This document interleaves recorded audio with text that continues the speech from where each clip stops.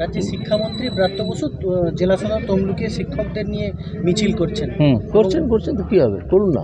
তিনি অনশন ভাঙালেন তাদেরকে। অনশন ভাঙালেন? বাহ, ছাগলের দুধ খাইয়ে নাকি? রাজ্যের শিক্ষামন্ত্রী ব্রাত্য বসু জেলা সদর তমলুকে শিক্ষকদের নিয়ে মিছিল করছেন। করছেন তো কি হবে, করুন না। তিনি অনশন ভাঙালেন তাদেরকে। অনশন ভাঙালেন? বাহ, ছাগলের দুধ খাইয়ে নাকি? মামলা শুনানি হলো না, আগামীকাল ফের হবে বলছেন। কি মনে হচ্ছে? না, এখানে দাঁড়িয়ে তো আশা করে কিছু লাভ নেই। সুপ্রিম কোর্ট শুনছে, সুপ্রিম কোর্ট বুঝবে কি করবে। হ্যাঁ, 3 দিন আগে এসএসসি চেয়ারম্যান বলছে যে আমাদের কাছে তথ্য আছে কারা যোগ্য কারা অযোগ্য।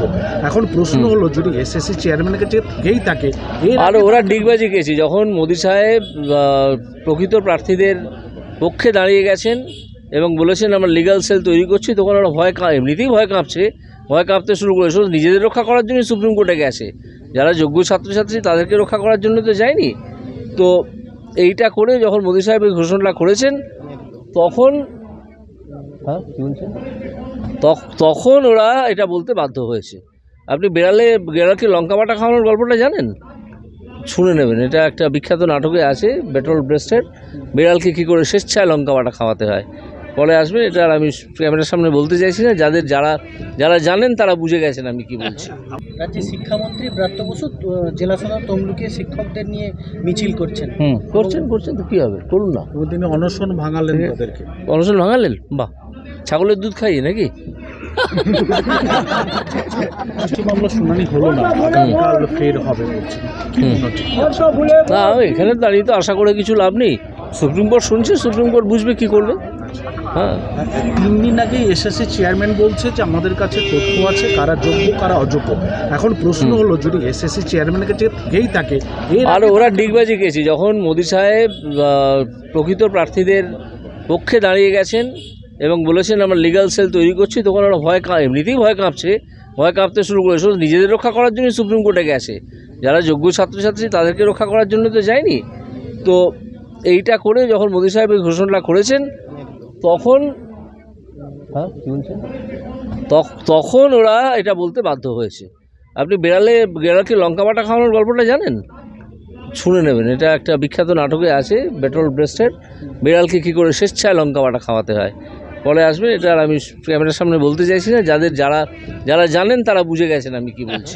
ইতিমধ্যেই কিন্তু সুপ্রিম কোর্টের শিক্ষা দুর্নীতি ক্ষেত্রে কিন্তু রায়দানের যে পর্ব সেটা কিন্তু শুরু হয়েছে এবং আমরা জানি যে এক সপ্তাহ আগেই কিন্তু কলকাতা হাইকোর্টের ডিভিশন বেঞ্চ শিক্ষা ক্ষেত্রের যে দুর্নীতি তার রায়দান ঘোষণা করেছেন এবং আমরা প্রত্যেকেই জানি যে 25,753 জন শিক্ষক শিক্ষিকার চাকরি বাতিলের নির্দেশ দিয়েছে। হাইকোর্ট ডিভিশন বেঞ্চের এই রায় ঘোষণার পর থেকেই কিন্তু পূর্ব মেদিনীপুর জেলার তমলুক হাসপাতাল মোড়ে বিগত এক সপ্তাহ ধরে কিন্তু অবস্থান বিক্ষোভ এবং অনশনে বসেছেন চাকরিহারা শিক্ষক শিক্ষিকা সহ তৃণমূল শিক্ষা সেলের একাধিক নেতা নেতৃত্বরা। এবং যেটা দেখা যাচ্ছে যে তারা দীর্ঘদিন অনশন চালানোর পর গত সোমবারই কিন্তু সেই অনশন তারা অবস্থান বিক্ষোভ মঞ্চ থেকে তুলে নেন এবং তারপরেই কিন্তু কার্যত আক্রমণাত্মক হতে দেখা যায় তমলুক লোকসভা কেন্দ্রের বিজেপি প্রার্থী তথা প্রাক্তন বিচারপতি অভিজিৎ গঙ্গোপাধ্যায়কে। অভিজিৎ গঙ্গোপাধ্যায় তৃণমূল শিক্ষা সেল বা চাকরিহারা শিক্ষক শিক্ষিকার এই অনশন তুলে নেওয়ার ব্যাপারকে চরম কটাক্ষ ছুঁড়েছেন এবং অভিজিৎ গঙ্গোপাধ্যায় যেটা বলছেন যে তারা ছাগলের দুধ খেয়ে অনশন তুলে নিয়েছেন।